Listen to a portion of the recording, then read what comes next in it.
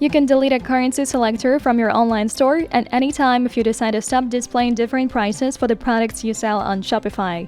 From your LangShop admin, go to Settings, Currencies, click on Switchers. On the left sidebar menu, find Currency Selectors box with the list of all available currency buttons you have in the store. Choose the currency selector you no longer need for your shop. Scroll down until you find the Delete button.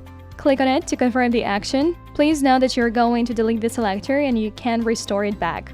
However, you can add a new currency button and customize it so it perfectly matches your store design. You may also update your website to make sure that the currency selector is no longer appear at your storefront. That's it! If you do have any questions about the app, how to add new currencies in LangShop, comment down below. Get in touch with our 24/7 support team, give us a call, or write an email. Subscribe to LangShop Help Center for weekly updates.